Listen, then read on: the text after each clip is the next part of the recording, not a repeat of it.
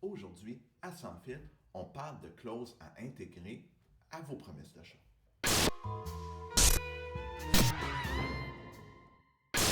Donc, on va commencer par les clauses usuelles. Il y a le prix, ça se passe le commentaire.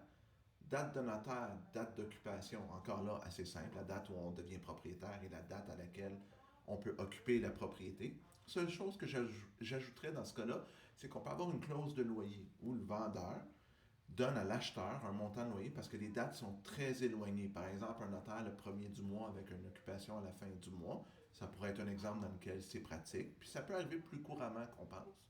Il y a évidemment une clause de financement ou de preuve de disponibilité des fonds, une clause d'inspection, puis à noter que la clause d'inspection dans les formulaires des courtiers doit révéler des facteurs significatifs pour qu'on puisse se retirer. J'ai déjà fait une vidéo à ce sujet-là, donc je ne veux pas trop m'étendre sur le sujet. Il y a les inclusions-exclusions, évidemment. Qu'est-ce qui est inclus, pas qu'est-ce qui est exclu. Donc, est-ce que le four est inclus, par exemple? Il y a aussi la clause de lecture des documents de propriété. Des fois, on peut dire en condo, je veux lire les procès-verbaux, les budgets, s'il y a des règlements, par exemple. Il peut aussi avoir des expertises dans le cas de propriété. J'ai déjà une analyse de périte, j'ai un ancien rapport d'inspection que je veux consulter. On met ces documents-là dans cette clause-là. Donc ça, je vous dirais que c'est les clauses que je vais appeler usuelles standards qui, dans le cas des courtiers, font partie intégrante du formulaire promesse d'achat.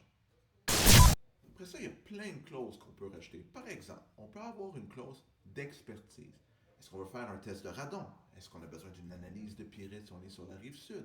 Est-ce qu'on veut faire des tests sur les matériaux pouvant contenir de l'amiante? Donc ça, c'est une clause qui est super importante, surtout si on achète des propriétés plus âgées où on peut avoir besoin de certaines expertises plus poussées. Des fois, on visite les lieux une fois, mais on veut une deuxième visite avec un conjoint, un parent, un contracteur. Bien, on peut mettre une clause de deuxième visite des lieux ou dans le cas d'un plex. Des fois, on achète un triplex, on visite le logement du propriétaire, mais les deux autres logements sont visités sur promesse d'achat acceptée. Si vous achetez un immeuble commercial, même chose, ou un 22 logements, bien là, vous ne visiterez pas les 22 logements avant de faire une offre. Vous allez vous entendre et vous allez avoir une clause de visite des lieux. Il peut y avoir des clauses de conditions de vente de maison. Donc ça, c'est ce qu'on appelle, nous, dans le jargon, un 72 heures. Donc un acheteur fait une offre d'achat sur une propriété conditionnelle à la vente de la sienne et il laisse au vendeur le droit de vendre sa propriété à quelqu'un d'autre. Mais s'il reçoit une offre et qu'il n'y a plus de conditions, il doit aviser l'acheteur et l'acheteur a un 72 heures pour lever ses conditions. Donc ça, c'est assez commun dans un marché équilibré ou à l'avantage des acheteurs, c'est-à-dire l'acheteur dit, moi, je ne veux pas acheter une propriété sans vendre la mienne, donc je vais faire une offre conditionnelle à la vente. Donc présentement, je voudrais que le marché, on commence à en voir pour certains types de propriétés. Dans la même veine que les offres d'achat conditionnelles à la vente. Donc, si un vendeur a accepté une offre conditionnelle à la vente de la propriété d'un acheteur et qu'il reçoit une deuxième promesse d'achat, cette deuxième promesse d'achat-là doit contenir une clause d'annulation de la première promesse d'achat. Donc, encore là, c'est assez fréquent, c'est assez commun. Nous, nos formulaires sont faits avec ces clauses-là, faciles à utiliser. Donc, dans ce cas-là, ça peut arriver, ou même si vous avez accepté une offre d'achat qui n'est pas conditionnelle à la vente d'une propriété, mais que vous avez, l'acheteur, le premier acheteur, là, il branle dans le manche un peu. Alors, vous pouvez accepter une deuxième offre conditionnelle à l'annulation de la première. Donc, vous, ça vous permet de mettre la pression sur le premier acheteur, puis ça vous assure d'avoir un plan B si jamais le premier acheteur, ça tombe à l'eau. Si vous êtes l'acheteur qui a fait une offre d'achat conditionnelle, bien, dans votre vente, vous pouvez vous pouvez exiger, en fait, une condition de recherche de propriété par le vendeur. Donc, l'acheteur vous fait une offre, c'est conditionnel à ce que le vendeur achète une propriété X, Y, Z dans un délai donné. Donc, ça vous permet de ne pas être forcé de vendre votre maison si la propriété que vous vouliez acheter là, se vend à quelqu'un d'autre. Donc, ça peut protéger un vendeur qui voulait acheter une propriété précise de ne pas être obligé de vendre sa propriété s'il ne réussit pas à finaliser l'achat de la propriété qu'il convoitait. On le voit des fois, c'est quand même pas super commun, mais ça peut arriver puis ça peut être facilement adaptable à votre situation.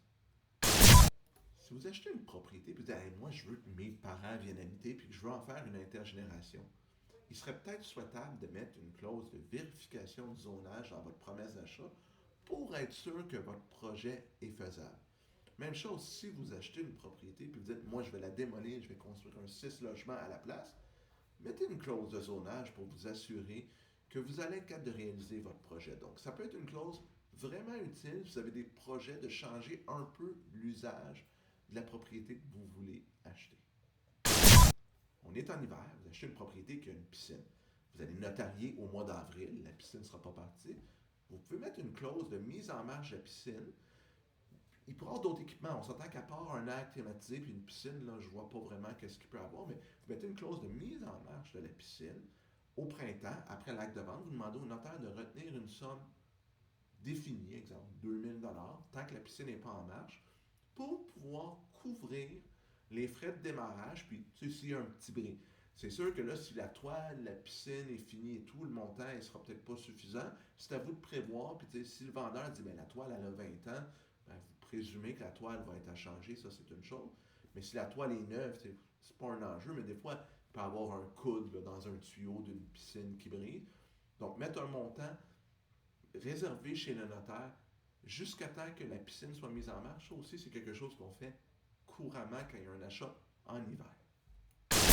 Vous achetez une propriété centenaire, ça serait plus prudent de mettre une clause d'assurance. Puis qu'est-ce que je dis par une clause d'assurance? C'est une clause qui vous permet de magasiner une police d'assurance. Parce que des fois, certains produits peuvent être durs à assurer, puis vous pouvez avoir une mauvaise surprise. Vous pensez que l'assurance pour la propriété centenaire allait coûter 1000 ça coûte 4000 puis là, ça change le budget, puis ça fait que vous ne voulez plus ou vous ne pouvez plus vous permettre cette propriété-là. Donc, si vous achetez des propriétés particulières ou des propriétés centenaires, ça serait sage de mettre une clause qui vous permet de magasiner une police d'assurance dans un délai précis pour être sûr que vous allez être capable d'être assuré à coût raisonnable. On le voit souvent, suite à l'inspection, une clause qui demande au vendeur de faire des travaux. Vous pourriez aussi l'intégrer à la promesse d'achat. Par exemple, vous savez que le toit est à refaire, vous dites, je suis prêt à payer ton prix. Si tu refais le toit, mais là, dépendamment des délais, c'est peut-être pas possible, mais vous pourriez mettre le même principe qu'une clause de mise en marche d'équipement, à dire, le vendeur doit faire le toit avant telle date, par exemple, je veux dire, on a terminé en avril, avant le 1er juillet. S'il ne le fait pas, ben, un montant de 10 000 est retenu chez le notaire, puis il va m'être remis s'il ne fait pas le toit, puis vous savez que ce montant-là va couvrir, par exemple, le coût des travaux, dans ce cas-ci, le toit. Donc ça aussi, c'est quelque chose qui peut être mis à une offre d'achat, bien qu'on le voit souvent plus suite à l'inspection quand on découvre des problèmes majeurs, que l'acheteur veut toujours acheter, mais qui veut que le vendeur fasse des travaux. Mais c'est une clause qui est super simple, facile à intégrer. Nous, on a des modèles, mais si c'est quelque chose que vous voulez, c'est facile à intégrer à une promesse d'achat. Mais si vous avez des besoins particuliers dans une promesse d'achat, c'est pas compliqué. Il faut écrire qu'est-ce qu'on veut. Je veux que telle chose soit faite dans un délai X, donc dans les 30 prochains jours, dans les 30 jours suivant l'acceptation de l'offre. Donc, je vais reprendre une clause de travaux pour le faire simple. Je veux que tu répares la fenêtre brisée dans les 30 jours. Si tu ne le fais pas, c'est quoi les conséquences? Est-ce que c'est une retenue chez le notaire, on fait des travaux? Est-ce que l'offre d'achat peut être nulle? Donc, je veux faire les travaux, je veux que tu répares la fenêtre dans les 30 jours. Si tu ne le fais pas, je peux rendre la promesse nulle et non avenue. Puis il faut aussi qu'il y ait une méthode. Il faut que je t'avise par écrit que je vais rendre la promesse d'achat nulle et non avenue. Et si je dis rien, est-ce que je suis réputé avoir dit c'est beau, il n'y en a pas de problème, ou l'offre tombe nulle par elle-même? Donc, c'est les paramètres pour écrire une clause. Si vous avez un autre besoin que ce que je viens d'énumérer dans cette vidéo-ci, ben, vous pouvez facilement écrire une clause en vous servant du guide que je viens d'énumérer dans les dernières secondes, puis vous allez être capable d'inventer une clause pour n'importe quelle situation. J'espère que vous avez appris des choses dans cette vidéo-ci sur les clauses qui peuvent être mises dans une promesse d'achat. Si c'est le cas, faites un pouce en l'air. C'est super apprécié. Abonnez-vous à la chaîne. On continue à mettre du contenu immobilier régulièrement. Puis on se revoit la prochaine fois pour une autre capsule. À bientôt tout le monde!